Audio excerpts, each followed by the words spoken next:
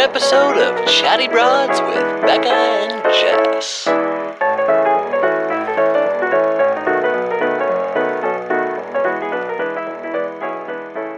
Take my breath away. That's me. I'm the violins. Take my breath Actually, that's like a pretty cool song to play on a this like the string of violin. quartet. Yeah. It was actually stunning, and it was cool. a really beautiful moment. And that moment with Michelle and Martin, I was shocked. I feel like every time they do any sort of pull away date, that it's always kind of corny and kitschy or fireworks. Yeah. And I was like, a string quartet playing "Take My Breath Away." What did you guys will take it? Real quick, what did you guys do for don't let me go on too far of a tangent with this. What did you guys do for music on your wedding when you like walked down the aisle? Was it like a track or was it live music? I did a track. Okay. Just to save on the cash. Sure. But I would have loved a string. The wedding that I went to this past weekend had a little string quartet, and it was absolutely stunning. You might hear "Take My Breath Away" on a string quartet as I'm walking down the aisle. Girl, I mean, I would not mind it. What I would like to know I'm surprised is... you had all those worship band friends. They wouldn't play for free? Or you didn't want them to? I think maybe we considered it, but I think I just wanted everyone to just sit and chill. And What track did you play? Take My Breath Away?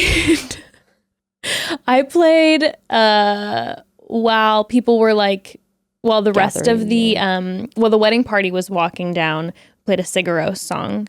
And then when I was walking down, there's an artist called Matthew Mayfield, and he has a beautiful song that I played that I happened to find a little bit before that I was in love with. Cool. Yeah. What do you guys dance to? Green Eyes by Coldplay. Oh, that's right. Which I was like, I like Coldplay, but I felt so pressured to I wanted like the right music. Yeah. And I just feel like I botched it a little Really? bit. But our DJ did not. And we had came through. An amazing night full of dancing because the DJ was not playing all the classic wedding songs. The DJ was playing current dancing hits. And so everyone was just feeling it on the dance floor. Nice. It was so nice. Nice. So nice. Well, anyway, broads.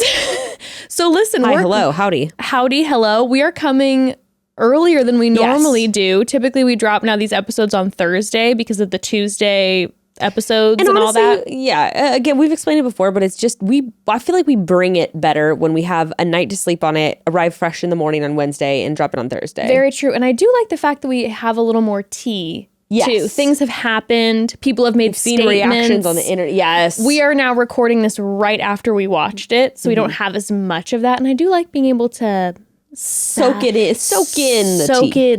what's going on in my feelings. You like soaking, don't you? I love to soak.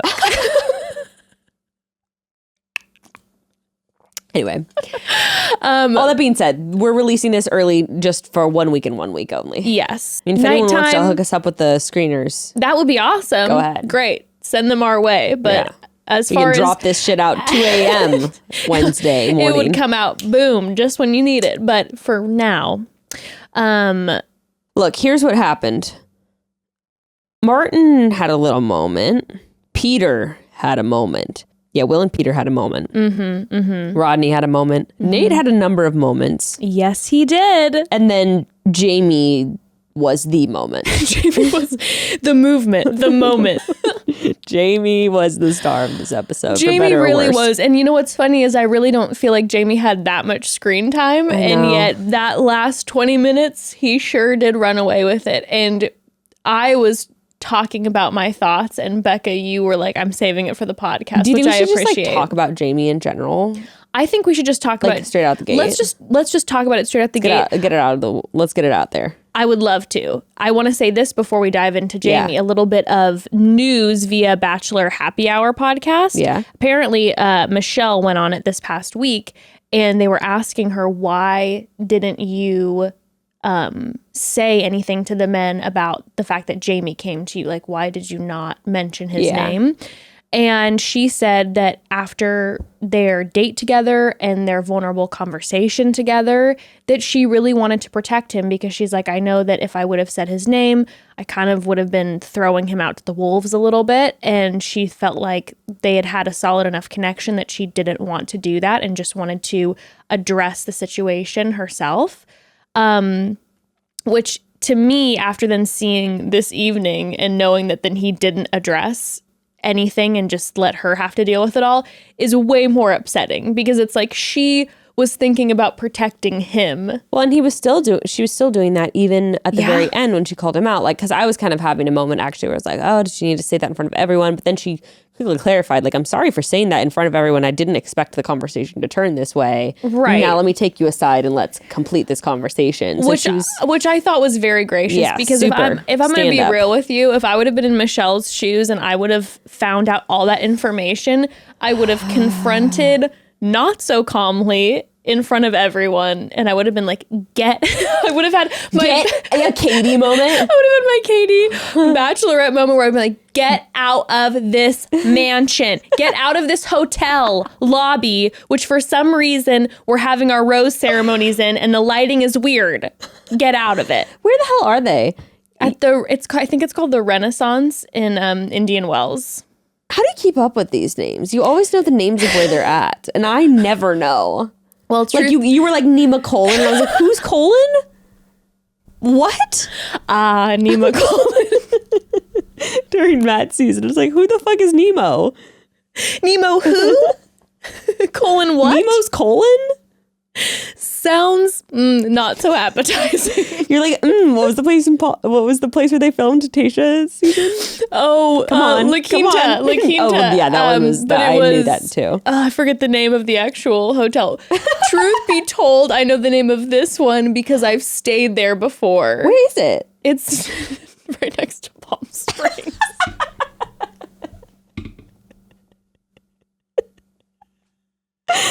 You've been to like half of these places. No, I've been to all of them.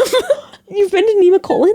No. Oh. I thought you meant the Palm Springs locations. I was like, I think I might have stayed in at least 98% of the Palm Springs hotels. Honestly, you should have, there's like a number of different travel app like opportunities on IG. I'll shoot you over one I'm doing a sponsored post with, because one of them, it's like where you give all of your recommendations of places you've been to, and you could have a whole page if anyone on Palm wants Springs. to know the perfect agenda for Palm Springs, whether it be Why romance, don't you do that on Instagram? bachelorette parties, do a series of reels. I should. You know why? Because I suck at influencing. I know, I'm giving you content ideas. I know, thank you. I do appreciate that. And you could do like the best place to go out for a bachelorette party in Palm Springs. I have it all. And rank them and do rankings. I have it all. And all you have to do is the little TikTok filter where there's pictures behind you while you're talking. See? You're really, really feeding me this content, and I do appreciate it. Everyone will love it. Best family-friendly hotels. If they need any sort of travel content in that way, I can't help anywhere else but Palm Springs. I've got.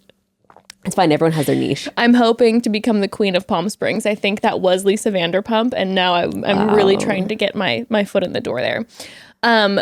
Anyway, they're staying at, I believe, the Renaissance, and I don't know why they're doing the rose ceremony in that lobby. Just the yellow overhead.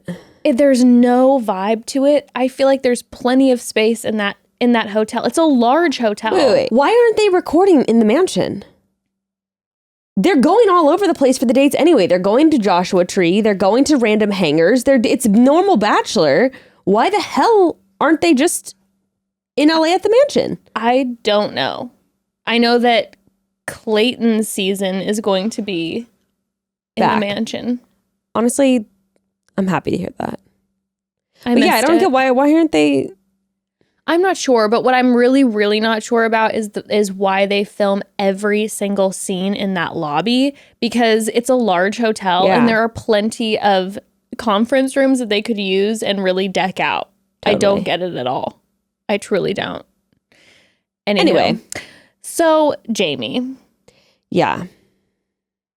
Where to even begin? Jamie.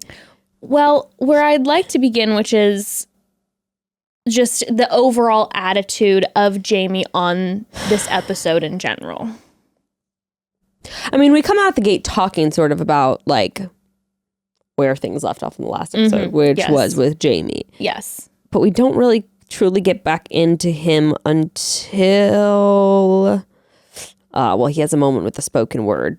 Yes. So while they were doing the spoken word, I don't know, he's trying to do his version of the alchemist or something. Like, I'm unsure what happened. He said that he forgot or he lost his notebook, that they probably took like 10 steps away. He probably was like, started writing down the spoken word in the notebook while the producers were watching, and then was just like, threw it in a bush.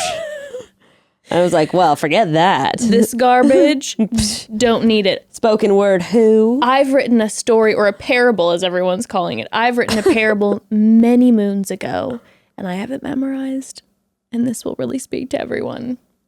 That was a rough moment, especially considering because everyone like really brought it at that spoken word. That. But yeah, just had to talk about Jamie in that moment. Yeah, so Jamie then, I mean, it just felt really like what you mentioned in the last episode, and you mentioned this when we were watching it together, that everything very much seems to be revolved around Jamie. And I don't know how to put it, but there was something about him, well, just blatantly, he didn't address Michelle. It was supposed to be like a vulnerable poem to her. He didn't even address her in it. It wasn't about her. It was just his moment on stage. Totally. Yeah. And then later on when they sit down and talk, he didn't say anything wrong per se. And he was like, oh, when you were talking about your experiences, it like really remind me of mine. But again, there was no like, there wasn't that I noticed even an acknowledgement of like, thank you for your vulnerability. You're taking the time to share that. It was just like, oh my God. And here's my experiences. There's no back and forth. It's just very much Jamie. And then he has a moment where, to me, of everything in this episode was really jarring as a viewer when he, at the end of that evening portion of the date, asked to pull a producer aside because he needed to talk. And he said that, this is after then Brandon gets the group date rose, that he's like, I'm really competing with dudes like Brandon. Yes. And then he's like, it's embarrassing. Like, where did you find these guys? I have to wait this out for 6 weeks. I mean, let me just say this. I saw on IG that there was a lot of comments going where people were commenting on his post saying, why did you lie to Michelle? And then he was commenting back saying things like, you know, editing and I can't talk and you're not seeing everything. I'm like, well, we saw that. And that's a very true testament of your character. Yeah. And I know what we saw last week and what it looked like. And I know the power of editing can be huge, even though there were a lot of just like him sitting down and blatantly saying things to Michelle and blatantly saying to the guys that I'm like, I don't know how you square that up. But well, yeah, and you see that in the way the guys confront him tonight, right? It's like, it's very clear what's going on. Very clear. But when he is having that off-camera moment with the producer, and basically just saying that these guys are pathetic in his mind, that's very telling of character. But then you made a comment. What was the thing that he? So he was saying like, oh, like what's now you're going all spring break, and so your immediate thought when you're watching it is sort of like, oh, is he talking about?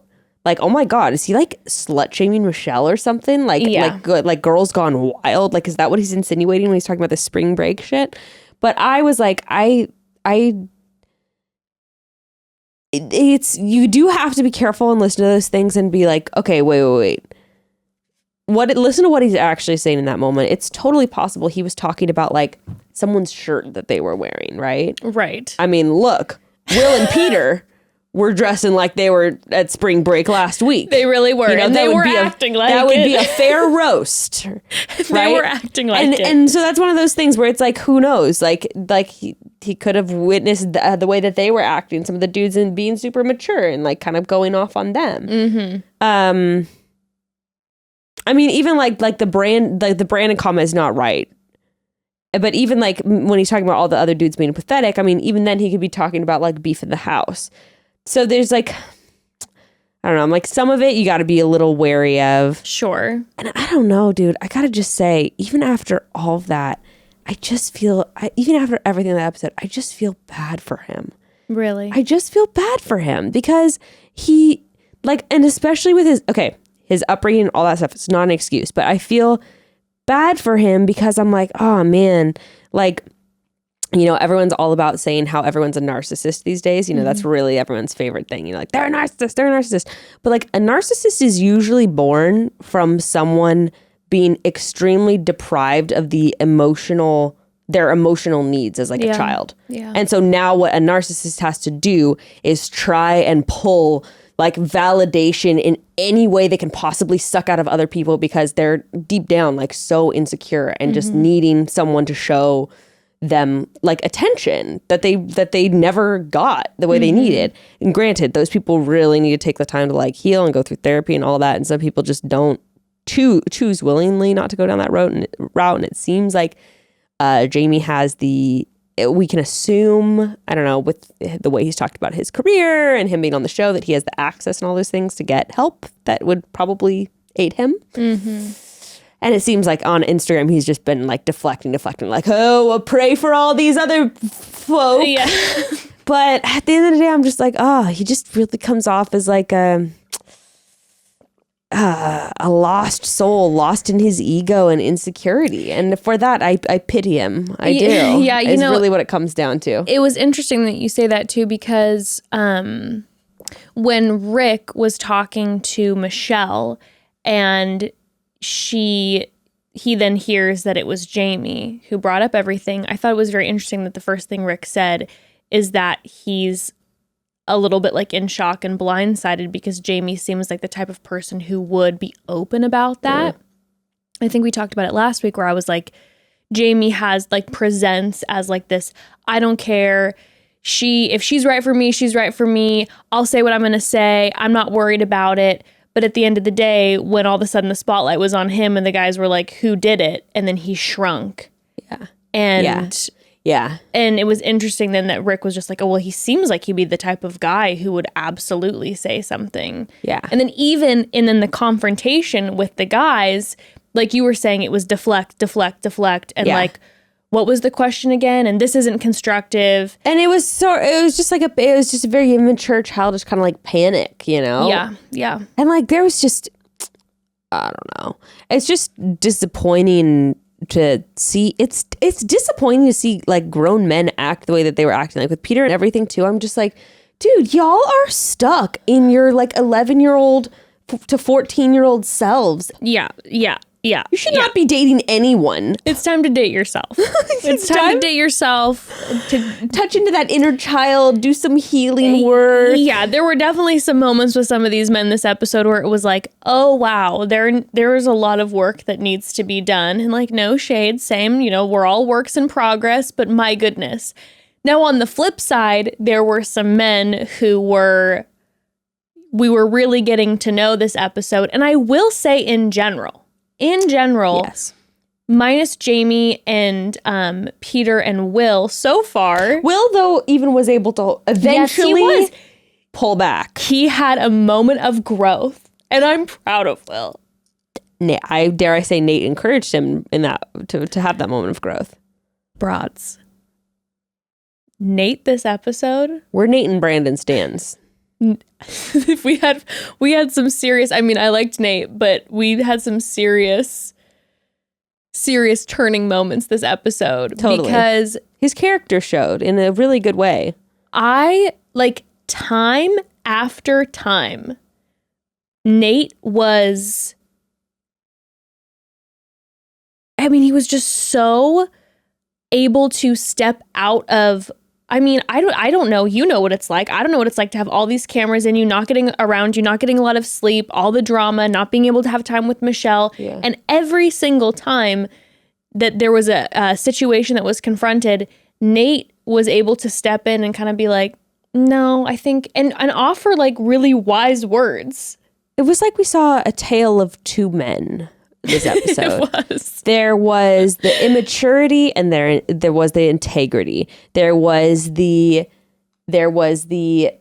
reactivity and triggeredness that we were witnessing, and then there was true management of emotions, yes, and reactions, yes, and in a very healthy way from what we saw.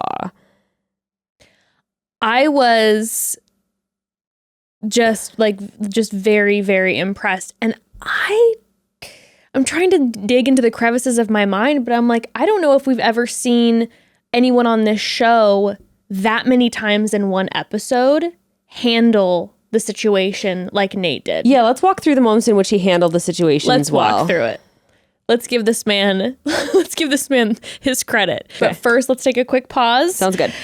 So, broads, listen, I'm a sucker for a good old mobile game. I was the champion of some of your faves for a while, but after a while, some of those games got really boring. We can all admit that it's only fun for about 2 levels, but now, after all this time, I have finally found my match. The one game that has kept me entertained through hundreds of levels and months of play. I'm talking about Best Fiends, baby. Best Fiends is the most superior puzzle game on the market. Without a doubt. You get to play through an actual storyline, and you collect little fiends as you make your way through the game and solve the puzzles. And it's actually really challenging, and it keeps my brain engaged while I play. And the thing I never liked about online games is a lot of them feel like you have to play a ton to really understand what's going on. Or you feel like you have to get good enough to progress through the game and invest a ton of time in it. But with Best Fiends, you can play for 5 minutes or 5 hours and you'll have just as much fun. Very true. And if you find yourself playing a lot, which I am very guilty of because it's impossible to put down once you start playing, well, no worries, because the team at Best Fiends is adding new levels all the time, so you'll never run out of things to explore or puzzles to solve. I personally love to play Best Fiends if I'm stuck in the passenger seat in traffic, or if I need a break between work calls. It's a great way to break up the day and give your brain a little rest. Also, can you use it without service? That's correct. Yeah, great for planes. Fantastic. Download Best Fiends free today on the App Store or Google Play. That's friends without the R. Best Fiends. Broads, because we love you, we are about to make your holiday shopping so much easier. If you have parents or grandparents that are notoriously difficult to shop for, and every year you do the dance of asking them what they want only to be met with, I already have everything I want, which is not a helpful answer, by the way, skip the panic and go straight to Framebridge. It's the one thing that is guaranteed to be a hit this holiday season, we promise. I am so obsessed with Framebridge. It's the best. I'm so into, by the way, check out their gallery walls where they have pre-selected frames and you can just put in the photos and it'll give you the perfect setup of frames for whatever wall you need to fill. It's awesome. Their design team is great. Anyway, Framebridge makes it easier and more affordable than ever to custom frame everything that matters without ever leaving the house. From art prints and posters to the photos sitting on your phone, you can Framebridge just about anything, and all you have to do is upload your photos on framebridge.com or send in your physical items to their team of experts, and then you can review your pieces online in dozens of frame styles and my favorite, the gallery wall layouts, and you can pick your favorites. And after you've made your choice, the team at Framebridge will get back to work framing your pieces and deliver them right to your door for free, ready to be hung. I'm telling you, this is the easiest thing I've done, and the results are so beautiful in the house. And yes, my parents are getting lots of family photos for Christmas this year. Honestly, what grandparent or parent, doesn't want framed photos of the grandkids? It's just a no-brainer. Get started today and frame your photos or send someone the perfect gift. Go to framebridge.com and use promo code ChattyBroads to save an additional 15% off your first order. Just go to framebridge.com, promo code ChattyBroads, framebridge.com, promo code ChattyBroads. Okay, so first and foremost, we saw Nayte diffusing really the whole Pete and Will situation, because the Pete and Will situation was about to really get out of hand. We saw the two of them doing exactly what they did last time. Somehow they're sitting there arguing over each other and you can't understand a word anyone's saying. Oh my God. And then... what? Or did I say Nayte? Peter and Will. Peter and Will. Peter and Will. Yeah, the way that they argue over each other too, in just this chaotic fashion is again, it's are you siblings in the car right now? I mean, maybe they just love each other deep down. Guess so. When they were going back and forth with their little insults, their little jabs. I literally have no idea how they can insult the other person With a straight because, first of all, that, but also, how do they even hear what the other person's saying? They're talking over each other the whole time. I'm trying to keep track and I can't. So ridiculous. They're like, you're a clown. You're like, no, the only reason that you're a clown is because you wear a red nose. And, you know, and then he'd be like, the only red nose around here is you because you work with pizza sauce, pizza boy.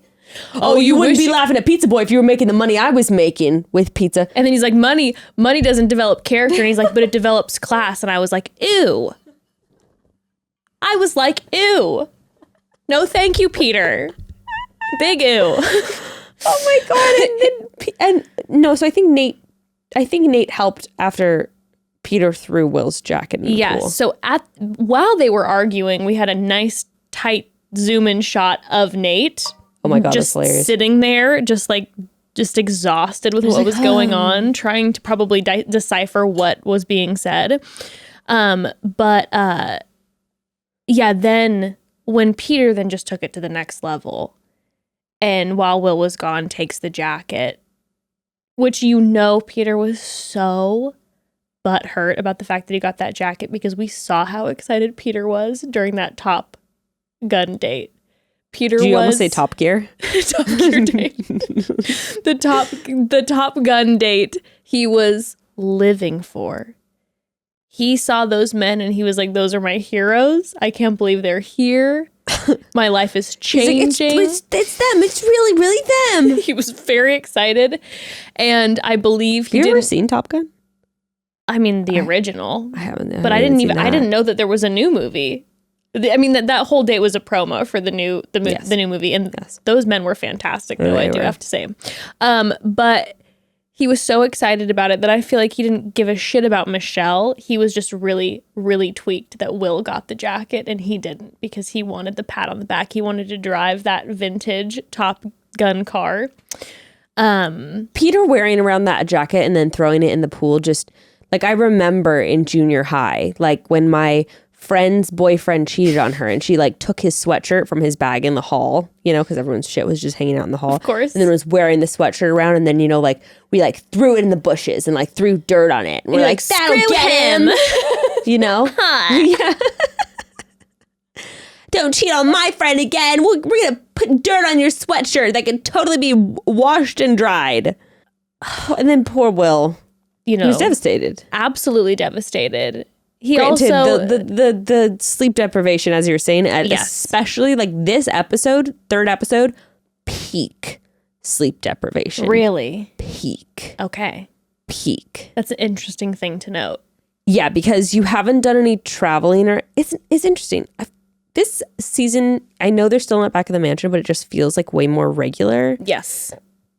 Okay, so I think we haven't seen as much of the sleep deprivation in the past seasons because if you're doing all of your dates on a hotel grounds, how much preparations can you really do? How much time can you really kill?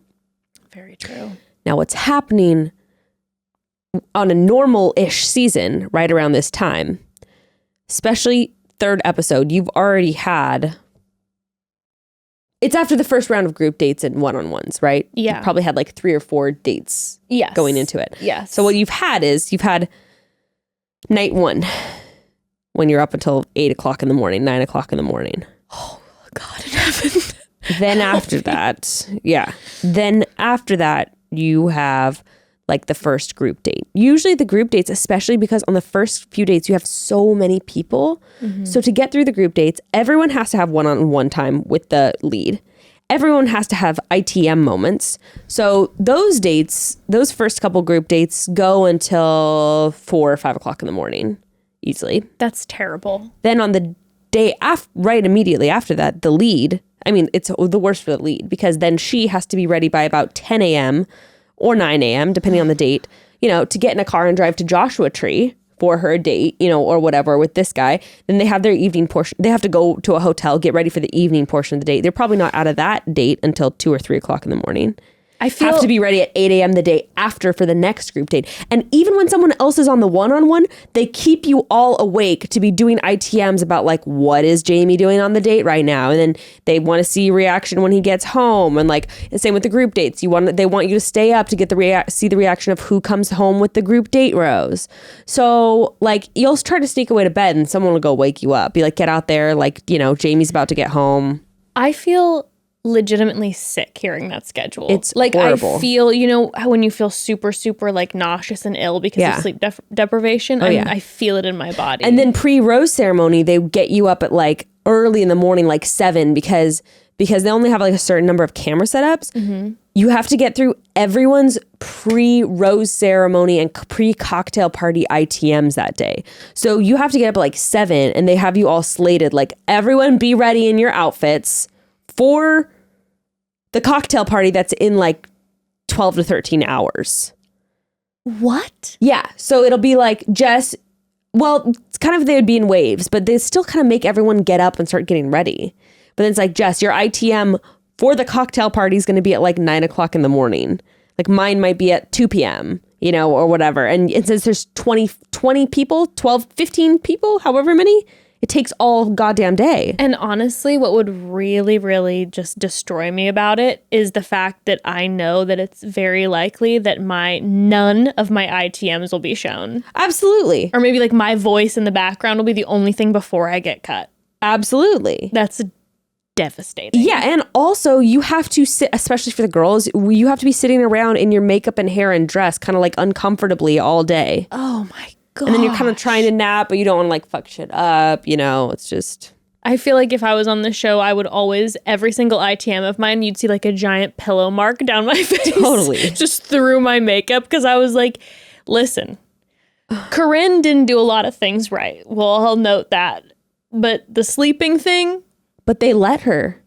So I was always trying to sneak off. We were always trying to sneak off like, and can I sleep. do this? Always trying to sneak off and sleep. Like legitimately sneak off. Like, okay, like everyone's kind of downstairs, staying up for everyone to get home for the group date. Like try and tiptoe up the stairs, like into the room, hide under the blanket. And then like a handler would come find you and be like, you need to get up. The thing with Will too is it was like, he seemed so exhausted of fighting with Peter. It was like, I'm already so tired. But yeah. And now, but they were going back and forth moments ago, but then it was like that moment was like, I'm so done. And then I would imagine probably what happened if I would put myself in that situation, if I would allow myself to argue that much with someone on camera, that all of a sudden when I sit down, I see that I hear that he's thrown my jacket in the pool. What would make me cry is what the other guy said. When they were kind of like, or when Nayte goes and had his moment. So here's Nate's moment, right? Where all of a sudden he goes, hey, you know what would be the best thing is if you were the bigger guy. Just don't say anything when he comes in. Don't say anything. But Nayte gave him such good advice. He was like, just don't even engage. You're going to be the bigger guy. Don't engage. And then when Peter comes back and Peter tries to pull this, wow, everyone, Michelle sweeps me off my feet. Absolutely can't believe our connection. And they go, stop. Don't even. Why did you do this? Why did you do this?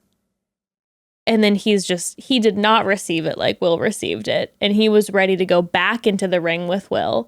But then Will took Nayte's advice and came back and didn't say a word. And like you said, I don't remember if we were recording or not tonight when you said it, but you were like, all of the guys, though, didn't like dogpile when they totally could have just like, let's get Peter. And so they were just all like, stop. Not only did they not do that then, they didn't really do that much with Jamie. True. True. I mean, the way they did was totally fair. Everyone was so calm. Yeah. In their, like, they were disagreeing and they were confronting him, but it was all done in such a calm way. I was truly blown away. It was very fair the way they handled with Jamie. So that was very fair. Nayte's moment with Will. Mm-hmm. And then he had another moment. Oh, I know what it was. Nayte was with the guys, and the guys were talking about Jamie, and he was like, no. Yes. Nayte was basically just like, bring him up here. Let's let's confront this kind of like head on. And it was so interesting before that happened, and Rick and Casey were talking after Rick spoke to Michelle, and you just see Nayte fiddling with the wine glass, not saying anything. And it was very clear, again, this was a character thing. He was uncomfortable with the fact that they were having this conversation about another person without having the person in the room. And then he's like, and he goes, I don't want to be that guy. Let's just integrity. I want to be more like that.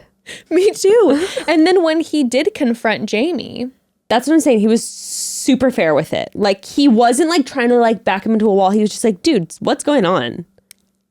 When he had that convo, when Nayte and the two other guys had that convo with Jamie, and Jamie then starts throwing out that like he doesn't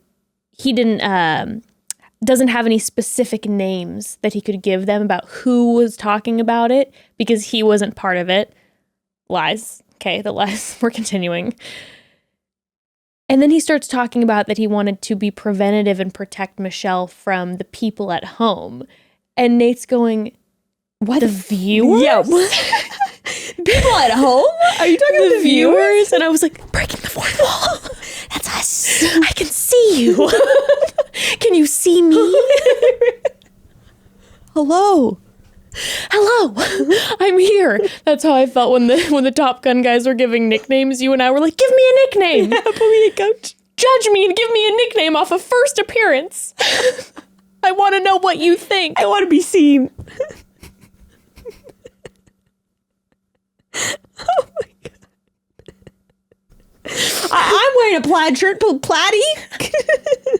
Platy daddy. Platy daddy. I got 2 nose rings. Hoops. Call me double hoops. Oh my God. Did I tell you that I have alopecia? Call me Little Al.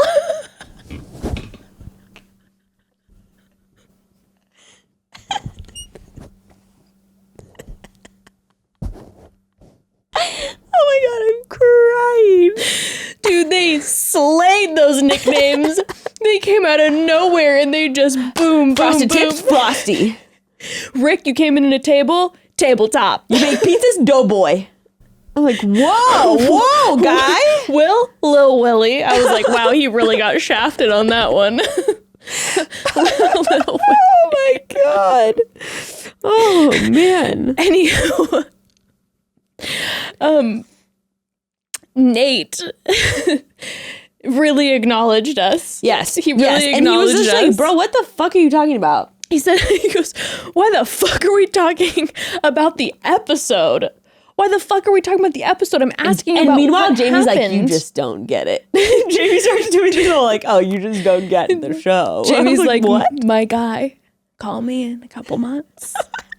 When the Instagram comes a knocking, the DMs feel a little more real than what's happening on screen. So you will be invested in the viewers. But then, when Nayte, this was my favorite part of the confrontation, is when Nayte looked at Jamie and asked the perfect question, and he didn't even ask it with like a chip on his shoulder. He just said, "Are you threatened by Joe?" Oh my God.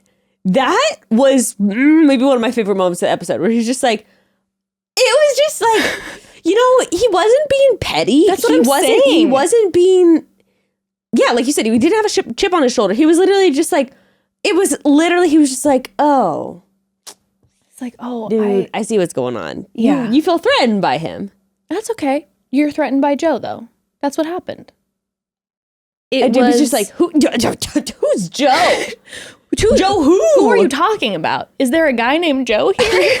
He's just like, what? He's like, grocery store Joe from episode 1 of Becca Kufrin's season 20, season 15 of The Bachelorette. I'm absolutely not threatened by him. He seems like a nice guy. I'm sure we'll get along, on the beach. If I were to end up there. Which I will. Have I not Michelle's heart in 6 weeks? That was the crowning Nayte moment. Yeah, and he was just like, "Oh no, so like you're insecure about you feel threatened." Yes. You feel threatened. And then Nayte just continued to get better because once they had the confrontation in the small group and then brought it to the big group and then Michelle came, the expressions that Nayte was delivering standing right behind Jamie, 10 out of 10. I liked it because he was just being direct and he was being confrontational, but he wasn't being a bully at all. No. And like you do sometimes see that, you know, where it's like, sure, you're having fun watching them kind of like pin this person around, but like you're like, oh, this person's like intentionally ganging up on this person. Yeah, like an Aaron situation. Yeah, or even more subtle ways though. Like I'm trying to think of in past seasons, there was just some other guys in past seasons where, you know, they were trying to like, I don't know, like trying to, for some reason, I just did not get the vibe that Nayte was trying to like win any argument. No. He was just like, why is there bullshit going on? Can you cut the bullshit with us, please? Well, all we've seen of Nayte in the past 2 episodes before this is that he has very clearly stayed out of everything. In every scene, when everyone's arguing, Nayte is in the background just sitting quietly. Yeah. And is just observing what's going on and is not, you know, part of anything. But in this episode, we see him becoming part of it by offering great advice to Will, by trying to diffuse the situation with Peter and say some wise words, and then being a stand-up guy by saying, I don't want to talk about Jamie behind his back, let's have this conversation, and then confronting Jamie, but doing it in a really mature way. Yeah. Yeah. So I'm here for it. Yeah, I'm here for it too. I enjoy it. God, Nayte got the first impression rose, and he also got... First kiss. He also got first kiss. He hasn't gotten anything since. Anything in particular? I don't think so. Joe's gotten first rose a couple times. Yes. And then Brandon's gotten 2 group date roses. So to me, those are the top 3, baby. Definitely seems like those 3 are the shining ones right now. They're doing... I think she and Nayte are going to take it all the way. I really do. There's a clear chemistry between them. But she and Brandon are... Which we'll get to that. But anyway, Nayte loved that moment for him. Now we see Nayte next week in the preview for this episode coming up. Becca, can we all just, if you're at home, if you're driving, keep your hands on the wheel, but a clap for our queen who predicted the prophetess from night 1 that Chris S. would be the villain the slow burn villain that would ultimately probably be the biggest villain of them all. And thank you, Jessica, for your acknowledgement. I just wanted to say a quick word and thank you for this award. I'd like to thank the Academy for this honor. Yeah, I was right.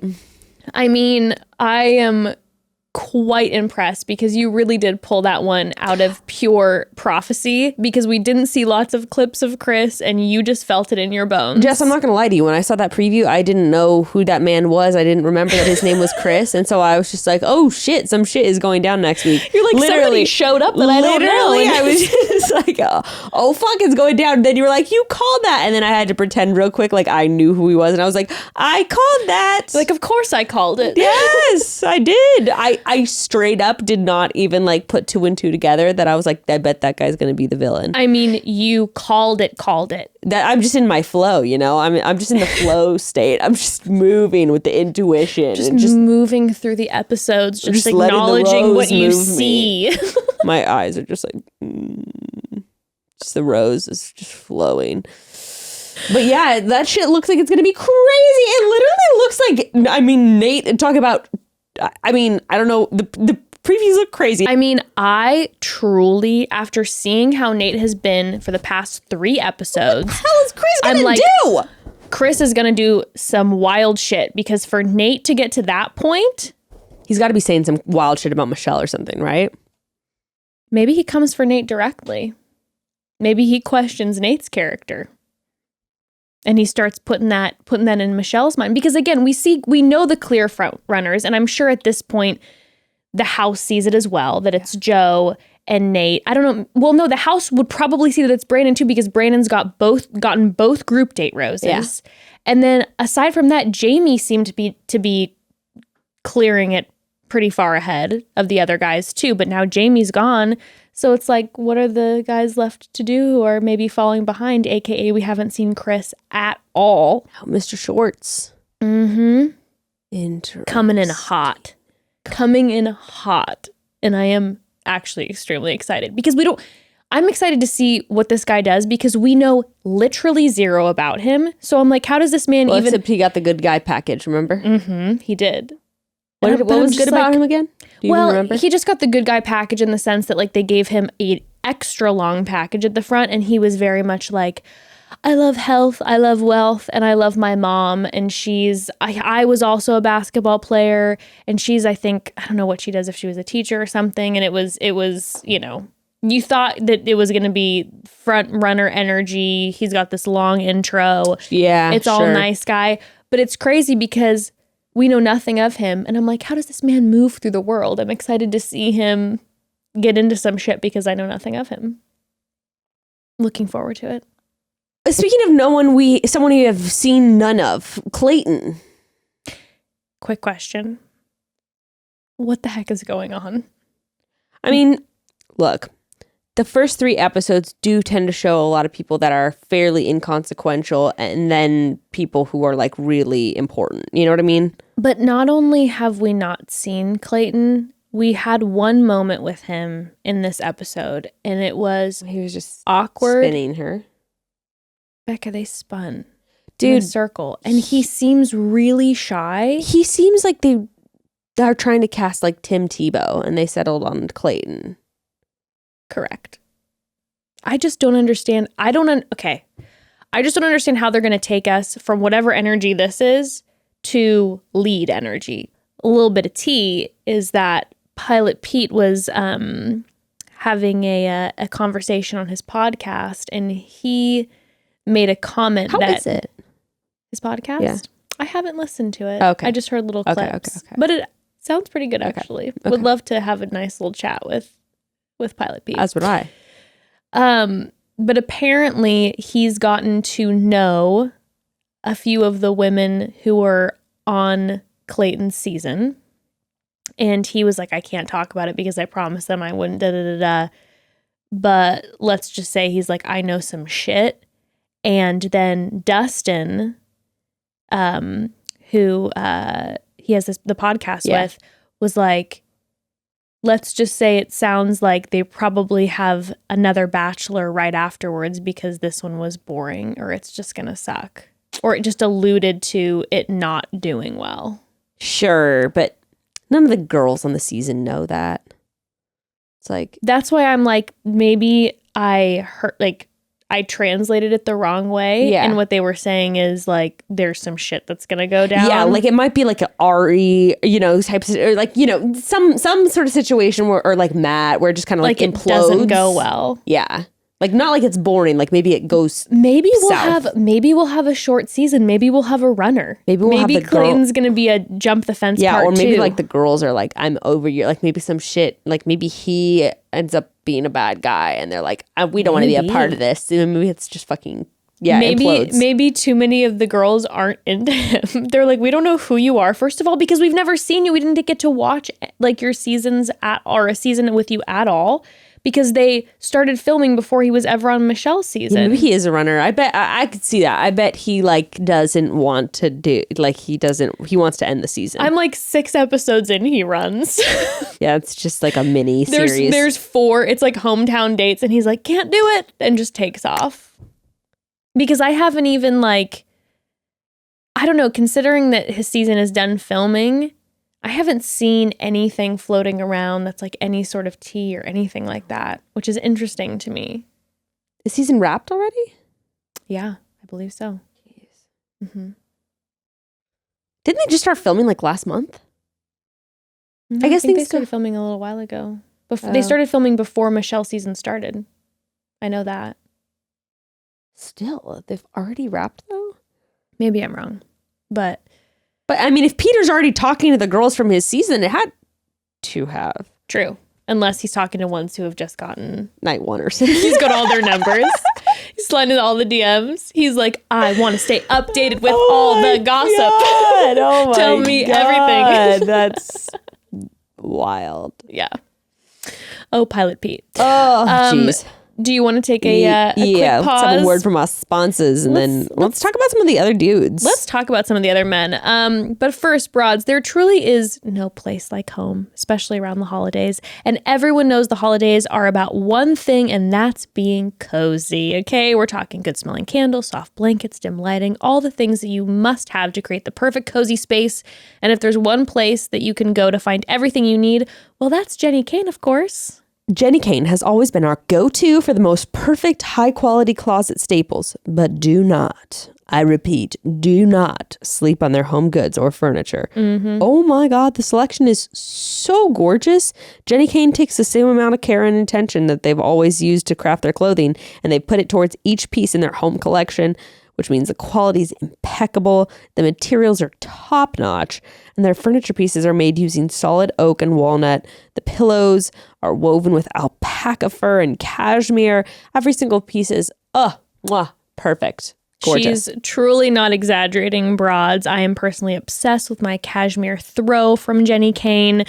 I mean, every single time I walk into my house, I put that throw on my body and it just makes life so much better, okay? Jenni Kayne also has the most amazing tabletop pieces, and with all the entertaining coming up, they're the perfect addition to any dinner table. I've already added a few pieces to my cart, and while I was shopping, I was sure to add in a few candles as hostess gifts because they smell amazing and are always a hit. I know everyone can relate to wanting to have a few extra gifts around the house this time of year because you just never know when you might need one, and Jenni Kayne is perfect for that. Find your forever pieces at jennikayne.com.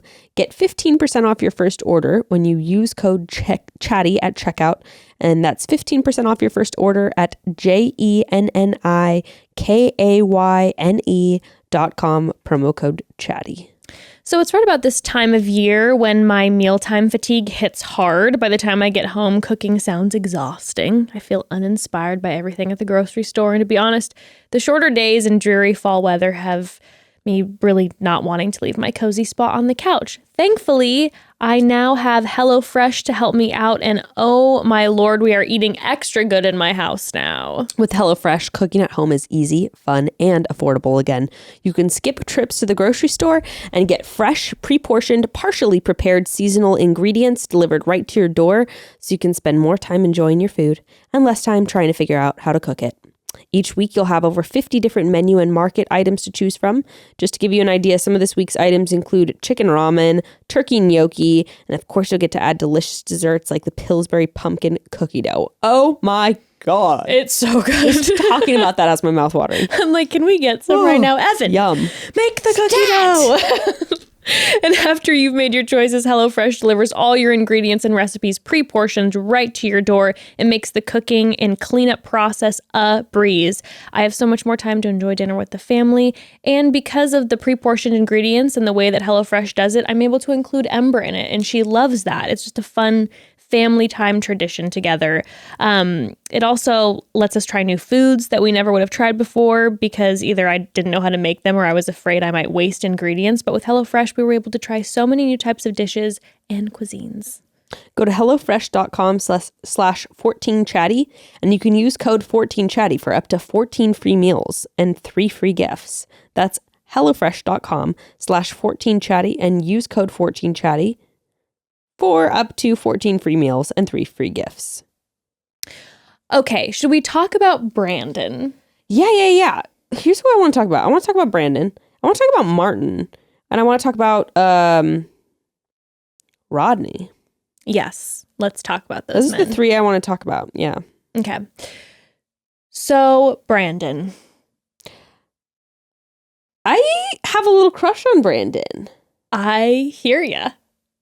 Like, he was not someone that I really had on my radar. Well, we were kind of cringy. Corny as hell. Yeah, we were cringing last week, even though we were saying like we appreciated that he was able to roll with the punches when she was, kind of giving him a hard time. Yeah. But we were like, the first episode, it was like, this feels like it's cheesy and maybe kind of try hard. And big difference this week. Totally. I think that something I just like about him is he just feels, I don't know, as much as he might feel like kind of corny or whatever, he just does seem honest and like he's just like being himself, which I really appreciate. And we really saw that coming out during the spoken word date. Which Becca and I both cried during when Brandon was doing his spoken word. Yes. We both were watching it, and then we turned and looked at each other, and our eyes were just full of tears, and I had just that was actually like a beautiful poem. It was beautiful. And he went first, unless they edited it a different way, but it looked like he went first, which I'm sure would be really nerve-wracking. And he pulled her up on stage. Yes. And a date like that, to me, that's top-tier level nerve-wracking. Yeah! Like, and all the other guys... she's the host. And I mean, like, she's the bachelorette, and she was so nervous. Yeah, and all the guys are in there, too, observing it. You're not just performing something, you're writing something. They want it to be vulnerable and speaking from the heart, and it's a poem. That's nerve-wracking. And he went first, and he went up there, he pulled her up there, and it was absolutely beautiful. Yeah. And then in their conversation afterwards, I just felt like, I don't know, there was something about him, it feels very pure. Mm-hmm. I think that's maybe the only word that I totally. could say. He was talking from the heart, and he seems like he is expressing himself like from the heart. Yes. In a way that's very honest. And like that showed in the spoken word, but yeah, even when he was interacting with her, I don't know, he just showed that he was like curious about her experience while also relating her at the same time. And I don't know, just had like a great dynamic with each other. And then they started kissing, and she all of a sudden pulls back and is like, oh my God, I feel like I'm on a roller coaster. Like she has those butterflies big time. And then they dive into more like neck kisses and very playful and like very playful. I see like trust in their dynamic with each other. The way that they were interacting feels like they've known each other for a long time and they're very comfortable with each other. And he was giddy. Oh my gosh, he was beaming. You can't fake that, you know? No. Like you can't on a TV show, you can't fake that. You're that person is lighting you up. And we saw Brandon the first episode where he was kind of doing this whole like, yeah, you know, I'm here for her and I like her. And he kind of had a little of this thing where he was maybe trying to push this like kind of cool guy swag energy. And then all of a sudden in this episode, it's like grinning ear to ear. And he's like, that was wild. Like, that was amazing. And I'm really into her and I have butterflies and da-da-da. You couldn't fake it. You couldn't fake it. And he got that group date rose again. And that's the thing. Last time we were also like, we were sort of like, oh, I don't even know if she cares about anyone on this date. Just kind of like throw away rose to Brandon. But clearly he was a standout in this date. And it was because there was really something between them. She likes happening. him. She likes him. Nayte was low on the rose handout list. Did you notice that? At the end of the group date, or sorry, the rose ceremony. Yeah, I did notice that, and part of me wondered, is that a technique? Because maybe I would do that she gave Joe the first rose. That's true. If I was the lead, and I really liked a couple of the guys, I would absolutely mix up where the rose went because I'm like, I do not want you to get too confident in the situation. I'm going to throw you the last rose sometimes. Granted, we didn't see her have any... we liked what we saw of Nayte this episode, but we didn't see her really have any standout moments with him, correct? There was the standout moment that night. They sat down together and they were like... they just have very intense chemistry. And he was like... I just wish we could run away together. And she was just very playful with him. And she's like, well, let me take my shoes off. Oh my God. Yeah, I totally forgot about that. Quietly. And then they ran into the dark of the night and made out up against a bush. I think that's going to be the top 3. I think some shit's going to blow up about Joe. I think something has to happen because it feels so clear that those are the top ones that I feel like they wouldn't be showing us as much if they... I think some shit's going to blow up about Joe. Because you know how I agree. And I think she's going to be devastated by it. You know, though, like you always say, typically the person who is chosen as the winner, we don't see a lot of until the second half of the season. And we've seen the track record with the Bachelor at First Impression, Rose. Yes, we have. How many people has that been now? Definitely Rachel, Lindsay. I think Becca. No. Remember, you had it random. Was it Chelsea? No. Becca Kufrin. Oh, yes. I'm sorry. Becca gave Garrett her first impression rose. Mm-hmm. Katie, granted Blake wasn't there. Yeah. Who did Tayshia give her first impression rose to? Did she give it to Brendan? Oh, maybe she did. I think maybe Brendan. Anyway. But I don't know. They might be giving us the front runners too swiftly. She gave Spencer. Remember that guy Spencer? Oh my God, she gave her first impression rose. Oh, because he was kind of starting drama. No, but that was see, with Tayshia. That's right. She came in and then she got like 4 random guys that showed up. What about Claire? Did Dale get the first impression rose? Yes, I think so. Obviously. I would be shocked if it wasn't. But I think she practically threw a bouquet at him and then a ring. Yeah. Chris Harrison threw the ring. She threw the bouquet. Correct. To be fair. Correct. But yeah, the first there's a long let's just say there's a long track record of bachelorettes being like, that's my man, basically my one. And you're right. I think it might be a little low key, and I think it could be Nayte at the end of all of it. Yeah. I think we're calling that. But it still seems pretty obvious to me that those 3 are the front runners. So that's what makes me curious. Like maybe it's not, because they're making it pretty clear. I think shit's gonna blow up in her face with Joe. I think Brandon will end up going home 4 or 5. Okay. That feels right to me. I feel like we're going to get to know a couple of the guys. I still think just from the previews that Rick lasts for a good amount of time. I could see with Brandon there being a thing where she was like, man, we were really like cruising and now we're just kind of like burning out and our relationship isn't progressing like it is with the other guys. Do you think Brandon might pull a move where he feels like he's not getting enough attention from her and starts to kind of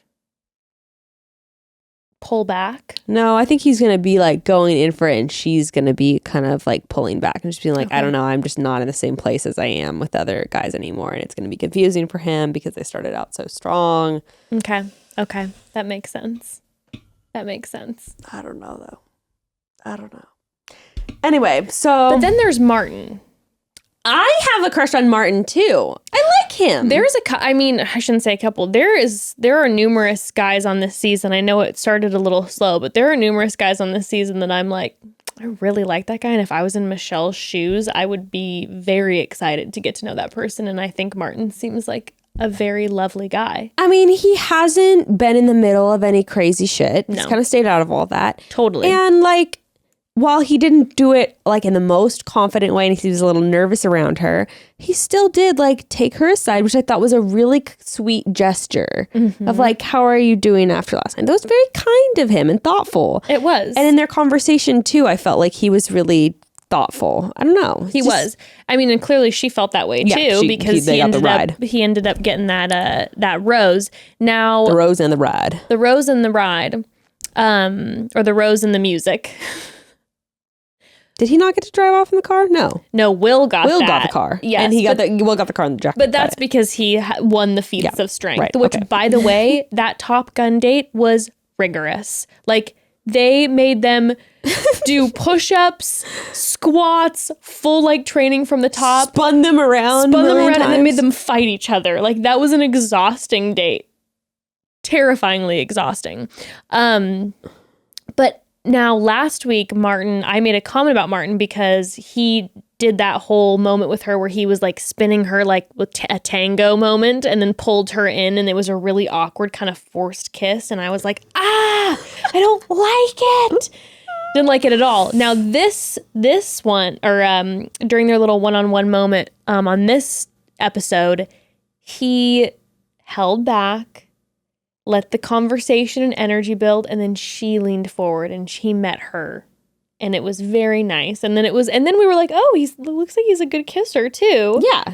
But I don't know what happened last week, but clearly he was nervous because he, like you said, he seemed nervous during the Top Gun moment where he pulled her away, and he was a little bit, But I loved his glasses.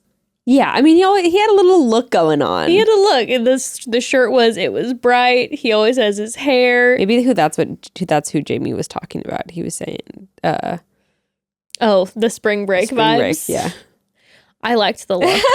I did too. It was bold. It was a choice, and I like it. I mean, I liked spring break. So do I. So I think a lot of people. I don't like find that spring as break. an insult. No, I accept that. That's a compliment. But I love when a guy has glasses on and he takes them off to kiss. So it was so cute when he took the glasses off. Let me take off my fake glasses real quick. My blue light glasses.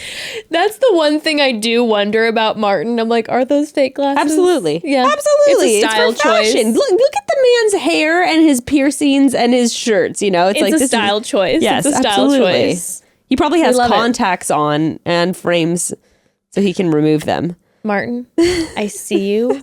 I make similar moves. As do I. Nothing I better have a ton of blue than light being glasses. absolutely a mess and putting on a pair of Makes you look fake chic. glasses. And it's like, oh my God, wow.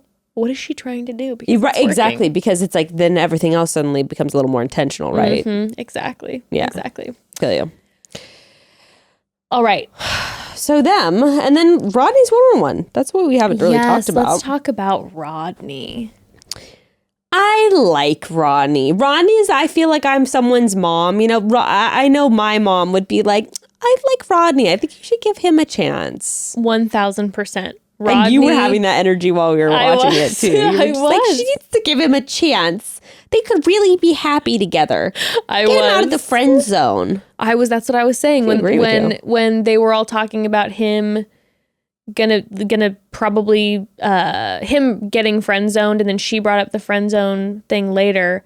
I was like, listen, friendship is important, and I think you should give Rodney a chance because I think he would make someone very, very happy for the rest of their life. He seems like fun too. He's so fun. He's so playful.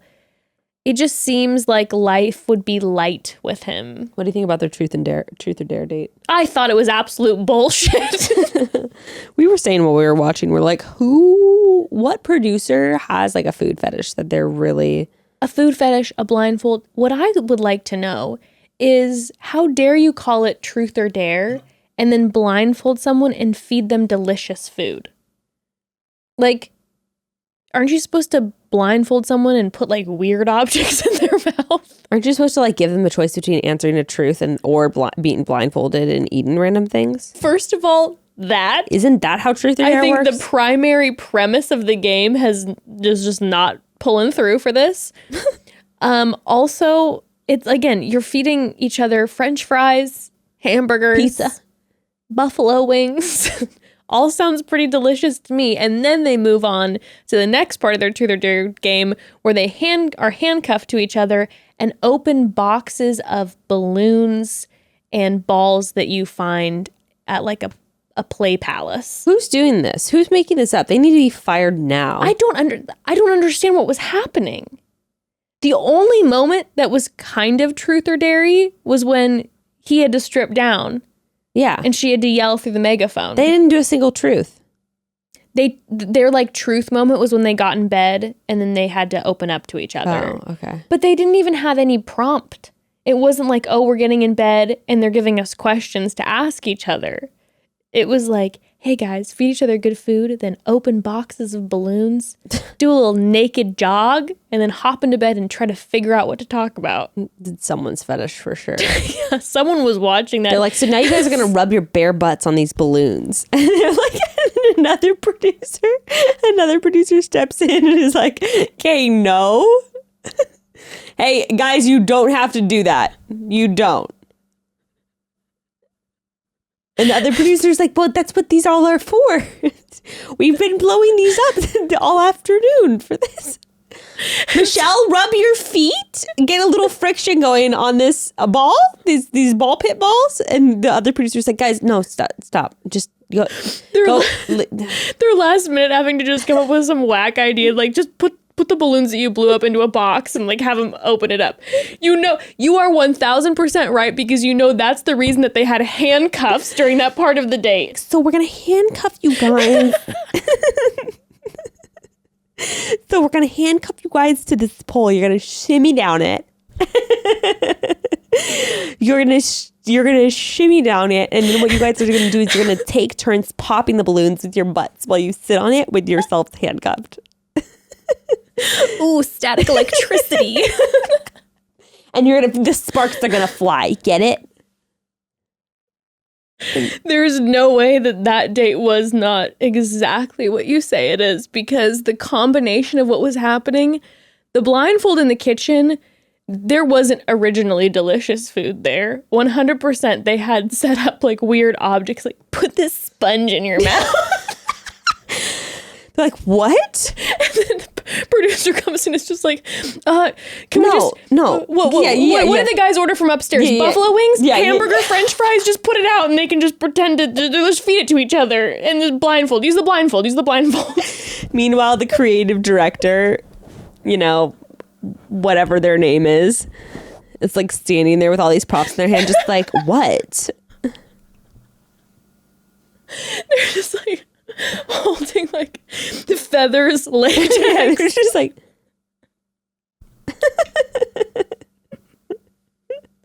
And that third final one, gimp masks, just like throws on the gimp mask, grabs the balloons. It's just like, ugh, quits, walks off, does a walk off to the guy, does a strike. And that's why then the third part of the Truth or Dare was so random. There's like it's the rose, the pedestal that holds the roses, and there's a pillow on it and a tiny megaphone. And they're just like, tell one of them to get naked. And one of them, everyone, pull whatever you have out of your bags right now. Get room service on it quickly. Pillow. Tiny microphone. Okay, get that. There you go. And we're done. Poof. There's no way that wasn't what happened, because it was the weirdest Truth or Dare I've ever seen. And it wasn't Truth or Dare. It wasn't Truth or Dare, and there was major friend vibe moments, but then in the evening portion of the date, they got real vulnerable and had just like a beautiful conversation with each other. And that's where Justice just was in full mom mode, being like, they could be life partners. She could be throwing it all away. Like, I know that at the end of it, they were kissing, and she said that like he's merging out of friend zone, but I felt nervous that like, I feel like once that phrase is thrown out, it's hard to take that back mentally. He's going to get sent home like 45 minutes into his second one-on-one. I think you might be right. Too. And it'll be a devastator. It will be. And that's like, I'm like, this could be an amazing life partnership. Like, even if you maybe don't feel the same chemistry right away, like you might with, Nayte or Brandon or Joe, Rodney would just be a wonderful forever partner, truly. And that night portion of their date was vulnerable, super powerful conversation, super important conversation. And I felt like they really built a lot of trust with each other, they right? Really did. Because she was just like, in the past, I've been really disregarded by partners who have basically not taken my experience with racism seriously. Yes. And he's like, I've had the same experience. And she sort of, I felt like it was good for her to be able to have that conversation with him. And then also in that moment, clarify sort of her intentions for the rest of the season, and like kind of remind herself of like, I want someone who is going to validate me and my experiences and is going to like understand, not to say that they have to have had the same experiences, but like it's a deal breaker for me if someone can't validate me. And then it was amazing. And then she was talking about the fact that she was like, I am justified. I know now I am justified in my feelings. And then he basically like reciprocated that to her and said, you absolutely are, and was there for her. And then she followed up with him and said, like, I know that you like feel like the underdog and you feel like you're not the best looking guy here or whatever. And I just want you to know, like, you're handsome and I don't think you're the underdog. And then he had a tear streaming down his face. And my heart was just pulsating with love. And I'm just very nervous. We also have to give a shout out for Leroy too, because that's another one that we just want to wrap up in a blanket like our baby angel and just hug forever. Give us more Leroy. We know she likes Leroy. She's kept him around this long. He's so cute. He is so cute. Just a cute little smile in his glasses. And when she walks in the room, broads, please take note next episode, every time that Michelle walks in the room, he has the biggest smile. He is glowing to see her. So precious. Even when there was the moment during the confrontation where everyone was serious, she's walking down in that unbelievable dress. That was unbelievable dress, looking absolutely stunning. But all the guys are serious, and then you just see Leroy beaming because he is in the presence of Michelle and he is excited to be here. Yes. And he's wonderful. And then we saw moments with him too during the spoken word date where he was talking about like what it means to him to be writing down this poem and performing it. And it was beautiful. Yeah, I know, we're obsessed. Give us more Leroy. Especially now that Malik's gone and I'm so sad. I know. Didn't get to know him. Yeah, we didn't see much of him, but I liked the little moments where we saw his integrity too. Yes. There's some really good guys that we are not seeing. Are. So, you know, I gotta say, first week, I was kind of like, what a batch of duds.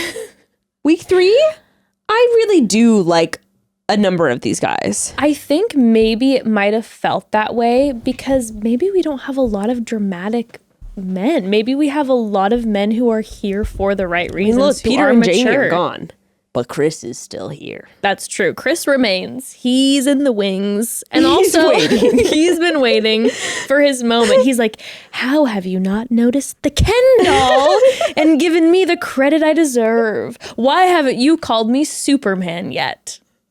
And he's upset. Clark Kent? Clark Kent.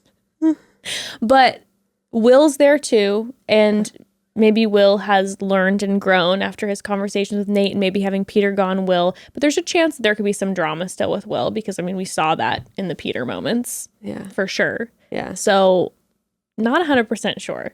Not 100% sure. But in general, I think that maybe we got that energy from the first episode or two because maybe there's just not a ton of what we like to call characters there. It's like maybe a group of like really wonderful, mature guys. Here's my Chris G spoken word impression. God. Characters. No characters. Yet we still have character. Sitting here among us, we've got men. Real men. Not characters like in a storybook, like in a TV show, like in The Bachelorette. We've got... What are the guys' names that we like? Malik. Leroy. Those don't rhyme with much stuff. Nayte. Yeah.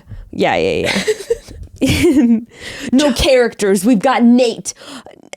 Help me. Nayte on a one-on-one date bringing love to the rose, love to the most high God.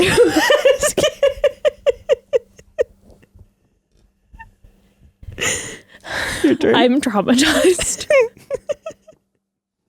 I refuse to do Chris because it really ruined my vibe on that date because that date was so fantastic. It was so wonderful and everyone's poetry was so beautiful. And then Michelle came up and did her poem that you and I started again sobbing through. Okay, who would you want to And then Chris came up and I was just like, but who would you? Oh my God, stop. Who would you rather have to watch for an hour show though? Jamie or Chris G? 1000% Jamie. It's fair. Because though it wasn't a poem, it seemed like a story that would at least rock me to sleep. It's something about a girl getting lost and then finding her guardian angel, and maybe in some way I could be like, am I that girl? Meanwhile, Chris G is like, angels fly. Stop. Make it stop. It's too much for me. And you. That was where we really saw, you know how it said that Chris is a motivational speaker? That he was having his moment and it was intense and it was too much. And you are worth it and you are the choice. Or whatever. I mean, it's all too much. I know that we threw around this potential comparison in the cast bio episode, but how much money do you want to bet that Connor the cat and Chris are going to connect after this? Oh, they are going to connect and build, my friend. They're already creating a multimedia experience together. An immersive audio experience. Connor is going to come out. They're probably just going to tour together. Yeah, they'll tour together, and it'll be a stage, just no light, and all of a sudden spotlight, poof, and Chris. And we're like, and Chris is standing there shouting spoken word poetry at me. And then the stage revolves, and then Connor's there on a piano. The sixth ring of hell. He's like, cat, I'm a cat, I'm a kitty cat. Ding, ding, ding, ding, ding, ding, ding. The stage revolves, the spotlight from Chris to Connor the cat, and he's just banging on a white piano. And he's like, Benny and the Jets. No, he's like, if you want to destroy my sweater, on piano. Pull this thread as I walk away. And this turns and it's Christy. She's like, walk away. Don't walk away from your potential. The potential to be more. And then it like, and we're in the audience just crying, like, make it stop, please, someone. I want my money back. What did I do? Can someone tell me what I did wrong? We're scratching at the doors. Let us out. This is Squid Game.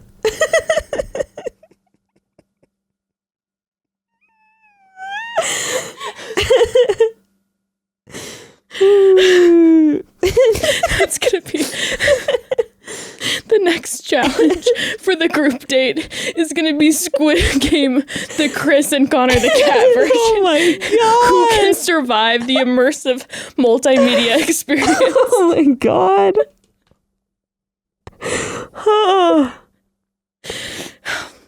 I'm gonna have a nightmare. I already know I'm gonna have a nightmare about this. I'm not feeling good about it. Connor or Christy are gonna be your sleep paralysis demon tonight. And then, outside of the concert venue that they're holding this at, Peter is flipping pizzas. He's selling them by the slice. Paints. Oh my god. I'm just like, I don't want to do this podcast anymore. I don't want to talk about The Bachelor His anymore. eyes are all blazed. Pizza, get your pizza. Wearing the dripping wet jacket. It's just his nightmare. I mean, honestly, Universal Horror Nights has nothing. Oh boy. On that. I'm feeling truly traumatized. That would be kind of amazing. Like an immersive horror bachelor night made by us, curated by us. I'm going to have to make some calls tonight because I feel like the juices are flowing and I feel like that is a tremendous idea. Lauren Zima's the host. She's just in a ball gown. She's just like, welcome to the show. She just dumps a bottle of rosé on her head. Spade and sparrows. It's just every bachelor, like Alexis in like the dolphin shark costume is just like walking around. I'll take your tickets. Popcorn, get your popcorn. She's got the tray. He's like, am I a shark? Am I a dolphin? Everyone's eyes are bloodshot. Oh my god. No, the popcorn, get your popcorn. And it's like Peter Weber's parents. Like, so Sweetnums. No, Sweetnums has to be the fortune teller. Yes. She's just like, I see my boy, my sweet baby boy. How dare you hurt my sweet baby She's boy? trying to claw your eyes out from across the table, trying to jump over the ball. You're like, what? My boy! This is gold. This is gold. I see it all so vividly in my head. We could make it happen so easily, really. All we need is a venue. And, of course, the willing participants of all these people from The Bachelor. Nick Vile's just sitting in the audience with, like, the program. Just, like, smiling, just looking around, just acting like everything's perfectly normal. Oh, no, that's incredible. We have a few placed people who aren't really doing anything. Nick has his leg crossed, and he's just, like, scrolling through his phone. Doing an Instagram story. As People are screaming and clawing at the door. He's just kind of like, he's sitting in the audience and he's just like, no, you walk into the bathroom and he's just taking a shirtless selfie in the mirror, just like acting like no one's there around him. Who could be sitting in oh man, this is just too good. Who's sitting in the audience? Tyler Cameron and Matt James are definitely juggling together. They're just like on stage and they definitely, no, there has to be a Dancing with the Star. No, oh my God. You walk into another room and it's a ballroom like in the Haunted Mansion when everything's like, na, na, na. And it's all the Bachelor contestants who have done Dancing with the Stars. So it's like Bristow and Hannah Brown and Nick faster and faster and faster. No, just in the audience, it's just like Rachel and Matt, and they're just holding hands with their like heads on each other's shoulders, just like enjoying the show. Definitely at one moment you walk into... No, yeah, in the ballroom, Hannah Brown is definitely just like spinning faster and faster and faster and faster. She and Caitlin are just spinning actually with their trophies faster and faster and faster and faster. You walk into like an immersive, like this giant red, you don't realize what it is, and it looks like a maze, and it's actually a giant rose, and you're walking through the petals, and then when you get to the center, Neil Lane's like, hello. You're like, what? It's like in like Dr. Parnassus. You're like, hello, is anyone here? It's all echoey, and you're like, you are in the center of the rose. And then like out from a rose is like Neil Lane. Neil Lane's like folded up in a rose, and he's like this. He's like, and he's like this. He's like, he's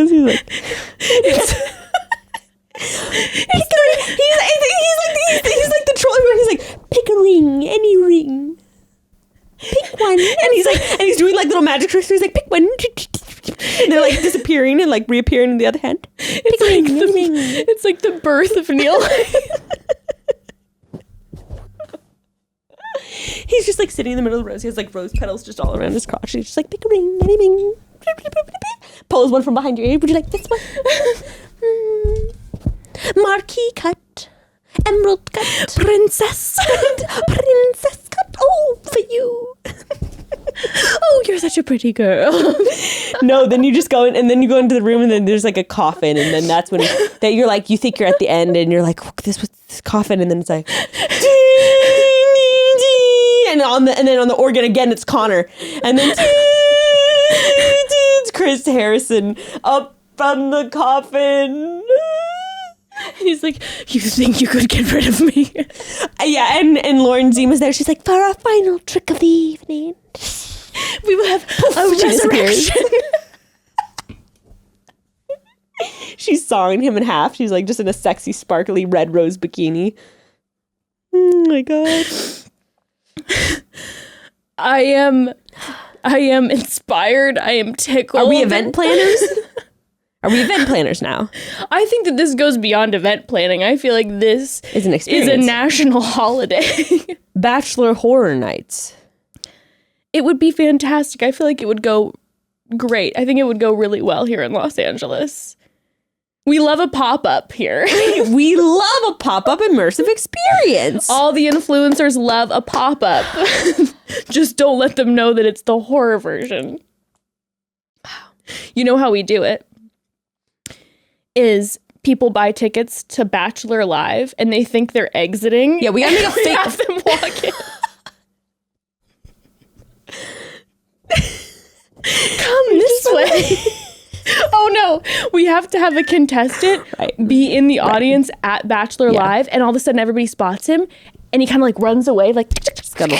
And they're like, where is he going? And then he runs in to the Bachelor horror. It's definitely Ben. And they're like, oh my God, Ben. It's Ben, he's back. He's like acting on normal, you know, because he's like, hey guys, gotta scuttle away. And so then everyone follows him to get a photo. And then it's just like, and Ben's like, I'm sorry. Oh my God, I just felt a chill go down my spine. I'm so sorry. He's like, I'm so sorry, I had to do it. Tongue. Hello? Let the show begin on the most dramatic night of The Bachelor ever. So scary. Okay, now I'm really gonna have nightmares. I'm so I can't even describe how vividly I was seeing this. Oh no, I'm seeing colors, everything's spinning. I'm just like, oh my God, I'm in it right now. I am part of it. And all the night one people are like in the rafters, like in Phantom of the Opera, and they're like changing the sets, you know, and the strings lifting people up, you know, hoisting them on the ropes and doing the lights. Yes, you're like, I think I recognize that, but you can't quite recognize them. You're just like, why does that person look so familiar? Yeah, they're all the tech crew. Oh God. They're just like, we're under contract. Sorry, it doesn't expire for 7 more months. We'll be here. Bye. Have a nice trip. Well, anywho. Got a little carried away with that one. That one, we might have spun a little out of control, but don't blame us. Blame the show. It's not our fault. This is the 17th season in a row with no breaks. And we have 2 more coming. January 3rd, the start of Clayton's season. The prophecy, the chosen child. Clayton. Maybe he will bring this franchise back.